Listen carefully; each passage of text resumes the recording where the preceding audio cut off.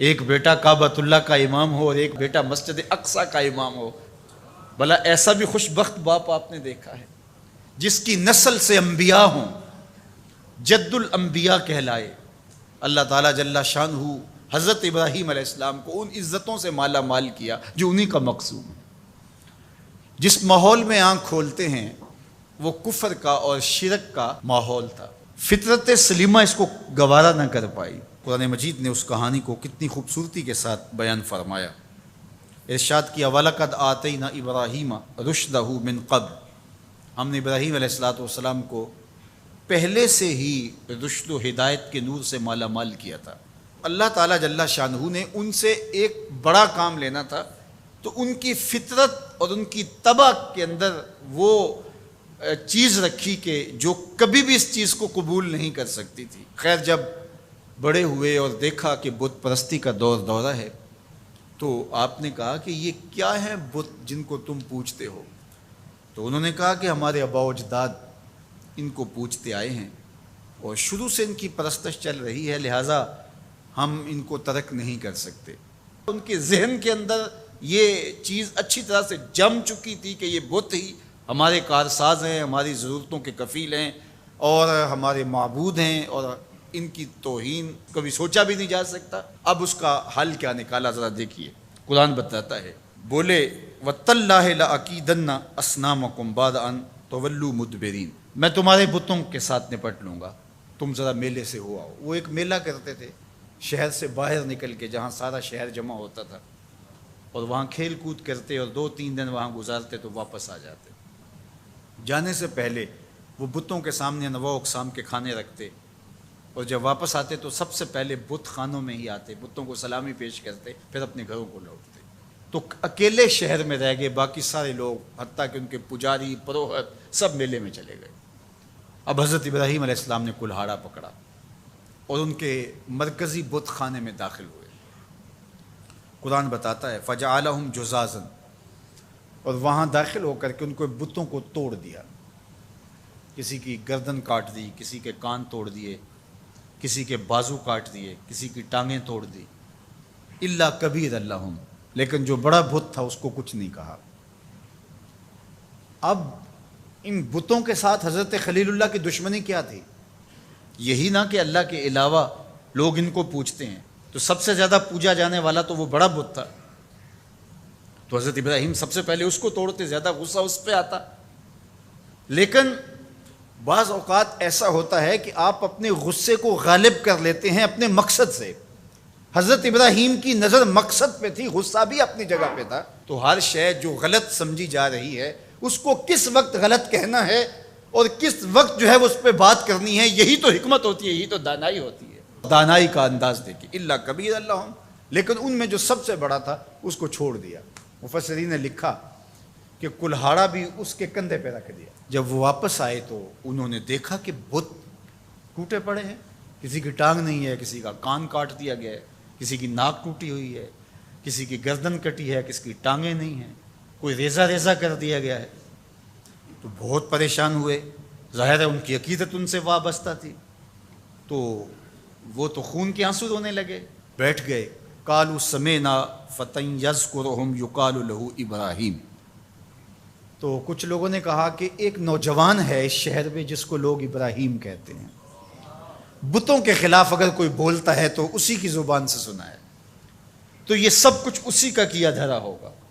پنچایت بیٹھ گئی، آیان اقتدار بھی بیٹھ گئے، کہا بلاؤ اسے، لوگوں کے سامنے لاؤ اس کو، لعلہم یشہدون، تاکہ لوگ گواہی دیں کہ واقعی یہ بتوں کی برائی بولتا ہے، تو اس پر فرد جرم عائد کر دی جائے۔ اب حضرت ابراہیم کو پیغام جاتا ہے کہ تمہیں پنچایت میں بلایا جا رہا ہے، پورے شہر میں ایک ہی اللہ کا پرستار ہے۔ ابراہیم علیہ السلام اب آتے ہی ہیں تو ان کو دیکھتے ہی وہ جھٹ بول پڑے، اَأَنْتَ فَعَلْتَ هَذَا بِآلِهَتِنَا یا ابراہیم، اے ابراہیم ہمارے ان خداؤں کے ساتھ یہ سلوک تم نے کیا ہے؟ ایک دم سب نے جو ہے وہ آوازیں لگانا شروع کر دی۔ ابراہیم علیہ السلام نے 2 ٹوک واضح اور مناسب حال جو ان کے اوپر کلہاڑے کے وار سے بھی زیادہ کاری ہو جواب دیا۔ قال بل فعلہ کبیرہم ھذا فاسألوہم ان کانوا ینطقون، کہا بڑے نے کیا ہوگا، اسلحہ اس سے برآمد ہوا ہے، چلو نہیں تو ان سے پوچھ لو تمہارے ساتھ یہ کس نے کیا ہے۔ کتنا خوبصورت جواب تھا۔ حضرت ابراہیم علیہ السلام نے ان کا ناطقہ بند کر کے رکھ دیا، ان کی بولتی بند ہو گئی۔ کہا بڑے نے کیا ہوگا، ظاہر ہے لڑائی ہوگی کہ یہ کہتا ہوگا میں بڑا ہوں تم چھوٹے، درمیان میں کیوں آ گئے ہو، آپس میں لڑائی ہوگی، تو یہ اس کی طاقت کا مظاہرہ ہوا ہے، دیکھو اسلحہ بھی اس سے برآمد ہو رہا ہے۔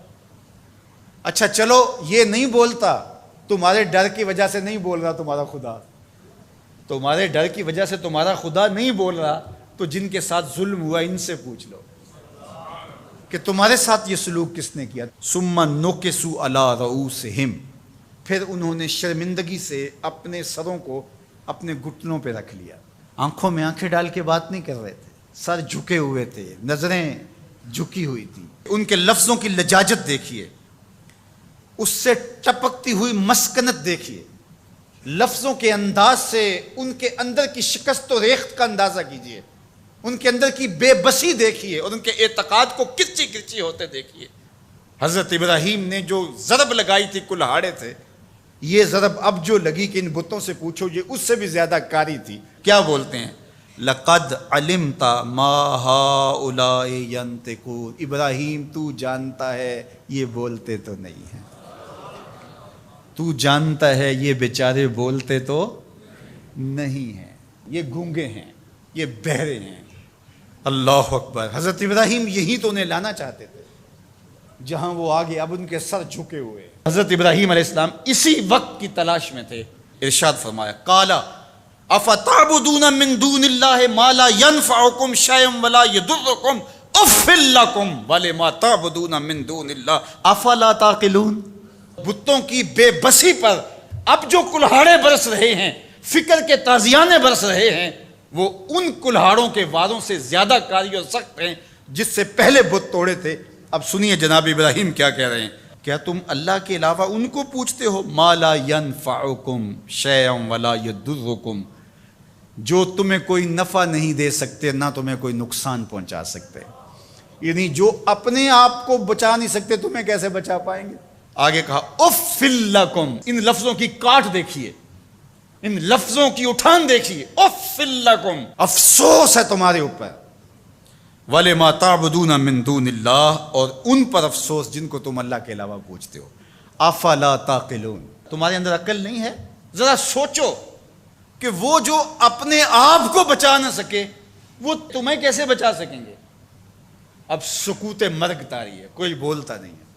جب منطق اور دلیل خاموش ہو جائے تو پھر ایک ہی طریقہ ہوتا ہے، لگا دو پابندیاں، اسے جینے کا حق چھین لو۔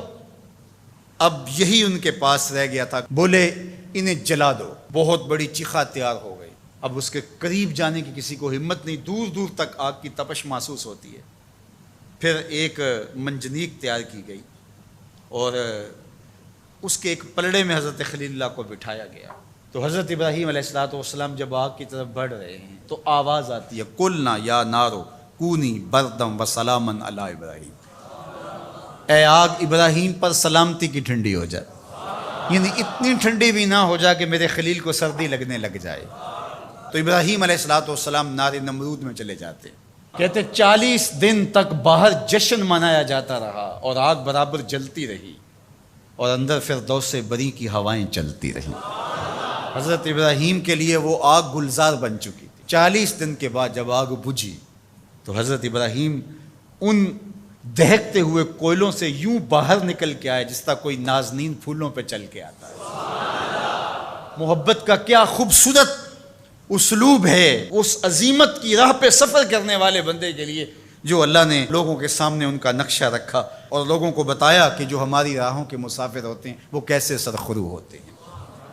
جب اللہ کے لیے بندہ تیار ہو جائے عظیمت کی راہ پہ چلنے پہ، پھر معجزے رونما ہوتے ہیں۔